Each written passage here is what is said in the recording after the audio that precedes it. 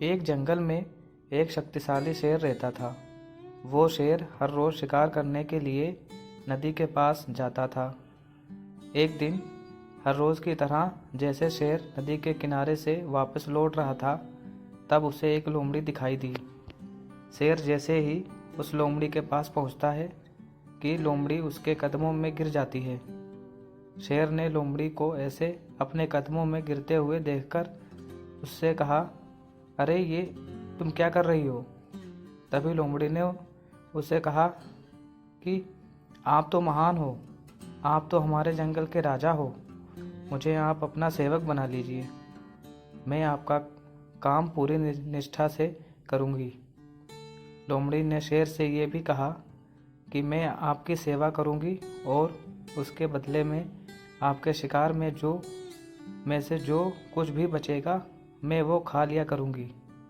शेर को लोमड़ी की बात सही लगी और उसने लोमड़ी को अपना सेवक बना लिया। अब जब भी शेर शिकार करने जाता था, तब वो अपने साथ उस लोमड़ी को भी ले जाता था। इस तरह दोनों साथ समय बिताने लगे और देखते ही देखते दोनों में अच्छी दोस्ती हो गई।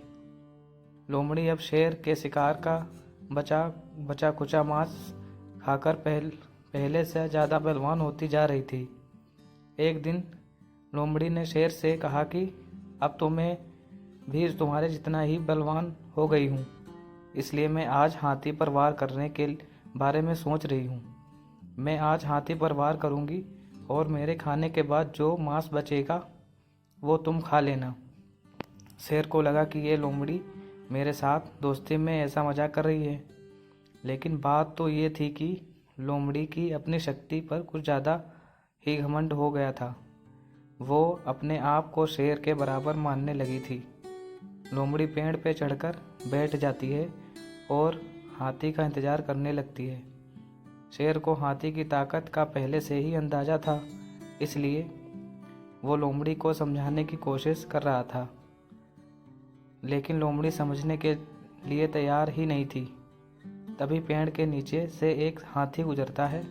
हाथी को देखते ही लोमड़ी उस पर हमला करने के लिए कूद पड़ती है, किंतु लोमड़ी ने छलांग सही जगह पर नहीं लगाई, इसलिए वो हाथी के पैरों में गिर जाती है। हाथी ने जैसे ही अपना पैर बढ़ाया, वैसे ही लोमड़ी उसके पैर के नीचे कुचल गई।